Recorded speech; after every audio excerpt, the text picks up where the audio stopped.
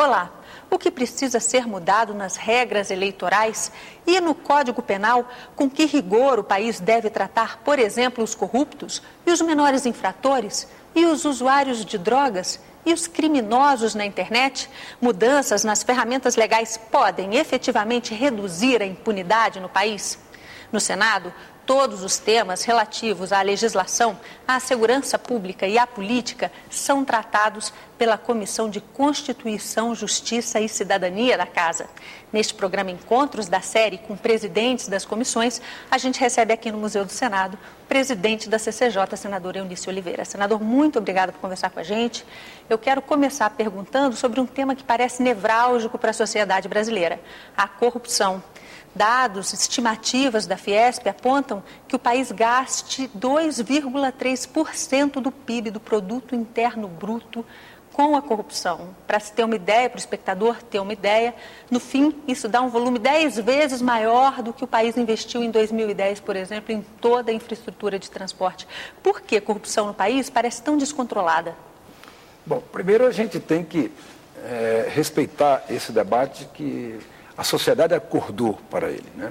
O debate sobre a corrupção. A corrupção é algo extremamente nocivo a qualquer sociedade, né? Destrói não apenas a imagem de qualquer partido, de qualquer país, mas destrói fundamentalmente uma sociedade, os interesses de uma sociedade.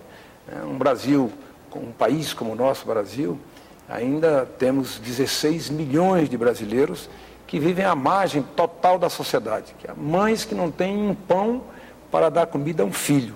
E isso, obviamente, se evitado, se coibido com mais veemência essa questão da corrupção, essas pessoas, obviamente, terão uma oportunidade nessa sociedade de integração e de condição humana de vida. E por que falta essa veemência, senador? Onde falta essa veemência para combater a corrupção? É na nossa legislação? Eu acho que a legislação peca ainda muito por isso. Se não, vejamos, o Código Penal do Brasil é um código de 1940, talvez o único que tenha atravessado as ditaduras, inclusive a ditadura militar. E esse código foi feito para uma sociedade rural, onde as pessoas aceitavam, né, a escravidão, onde as pessoas aceitavam que as mulheres fossem humilhadas, pudessem apanhar dos maridos, inclusive. Então, era uma sociedade rural. Quem tinha poder, e exercia esse poder da forma que entendesse, né? Usava a coisa pública, naquela época, na sociedade rural, como se fosse patrimônio pessoal. Esse código é um código que precisa, e nós estamos debatendo ele nesse momento, para ser atualizado. Nós criamos aqui no Senado, né, uma comissão de juristas. Para quê? Para ouvir o sentimento da sociedade. O que pensa o advogado que atua na área criminal? O que pensa o juiz que faz o julgamento com os instrumentos que o Congresso Nacional deliberou e entregou nas mãos dele para que ele possa fazer esses julgamentos. Então, é um tema que tem prazo para ser concluído e vai valer como um pré-projeto que eu quero priorizar, mas colocar como prioridade número 1 no início do próximo ano, na Comissão de Constituição e Justiça, por entender que ele é que entrelaça, ele é que resolve as questões de uma sociedade do ponto de vista de relações, inclusive penal. Voltando então para a corrupção, há inclusive um estudo de projeto hoje na comissão de transformação da corrupção em crime hediondo. Ela pode entrar dentro desse pacote de alterações que o senhor pensa em estudar? O senhor é a favor de transformar a corrupção em crime hediondo? Olha, eu sou daqueles que imaginam o seguinte: não se pode tratar um tema, né, ou se fazer uma legislação porque se descobriu dentro da sociedade algo que precisa ser corrigido. Né? A corrupção é um tema que aflige a todos nós brasileiros, né? Todos nós brasileiros, é um tema que angustia, que cria assim, expectativas as mais absurdas em relação a essa questão. Então, tratar a corrupção como crime hediondo, eu acho que do ponto de vista da sociedade está correto. Está correto. Agora, eu sou daqueles que dizem, olha, agora vamos fazer uma lei porque teve uma enchente no Rio de Janeiro e ali caíram tantas casas. Agora vamos fazer uma lei para a gente combater a invasão naquela área de preservação ambiental, porque aquilo vai dar. Eu sou daqueles que tem. A lei deve ser também não apenas para punir, mas para prevenir, para as pessoas saberem que, ao cometer um crime de corrupção, e quanto mais controle a sociedade faça, não apenas os órgãos, a CGU, a TCU, TCEs, TCMs, não apenas esses órgãos de controle, mas o controle da própria sociedade. Eu não tenho absolutamente nada pessoal contra a questão das ONGs, por exemplo. Mas a gente está vendo que o descontrole da fiscalização dos recursos públicos, que são patrocinados esses recursos por ONGs, nós estamos vendo aí que o envolvimento é imenso. Pessoas que não tinham absolutamente nada, de repente aparecem com casas, mansões, carros caríssimos, inclusive até aeronaves, gente que não tem justificativa para ter esse patrimônio. Muitas vezes tem os instrumentos dados pelo Congresso Nacional e as leis não são aplicadas. Essa história de lei que pega e lei que não pega não me convence. Eu acho que todas as leis foram feitas para serem aplicadas. Então, o que nós estamos vendo hoje, e isso é bom, eu acho isso bom, é a sociedade, voltando.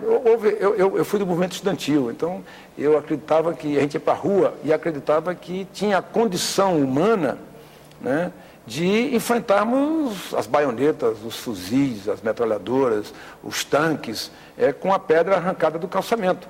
A gente acreditava naquilo. Então, e graças a Deus, nós, em função desses movimentos, nós vivemos uma democracia plena no Brasil. Eu queria lhe interromper para falar, já que o senhor trouxe movimentos estudantis da sua época, sobre os movimentos populares hoje em dia. A gente viu a sociedade brasileira se mobilizar e há um fato, pelo menos um fato curioso, quando a sociedade se mobiliza para falar contra a corrupção ou para pedir posicionamentos da sociedade política. Ela não quer a participação dos partidos. Isso é uma prova de que a sociedade rompeu com a estrutura partidária no país? É uma prova de que a sociedade está descrente no modelo político atual?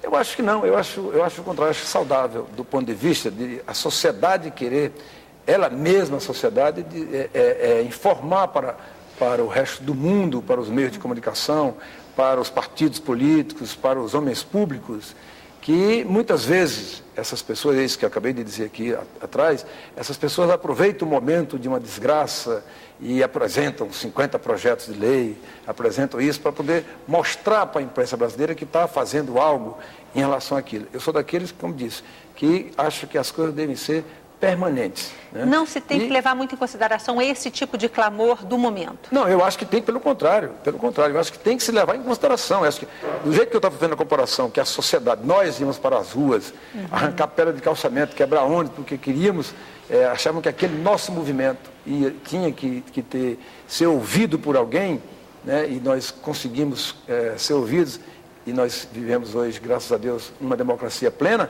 É a mesma coisa dessa questão dos movimentos sociais, dos movimentos das pessoas não organizados, não os movimentos organizados. Eu vi há poucos dias aqui um movimento imenso aqui em Brasília, que tinha 10, 15 mil pessoas, sem ter patrocínio, assim, do ponto de vista legal de organizações. Não era nenhuma ONG, não era nenhum partido político, não vi nenhum dessas pessoas que fazem política nesses movimentos. Então, eu acho que, assim como foi criado naquela época o movimento sindical, que depois deu um resultado positivo, eu acho que esse movimento contra a corrupção, com absoluta certeza, vai dar resultados positivos para essa mesma sociedade. Portanto, eu quero dizer o seguinte: a sociedade tem que se movimentar ainda mais em torno da anticorrupção, em torno da penalização daqueles que desviam sua conduta, daqueles que são corruptos.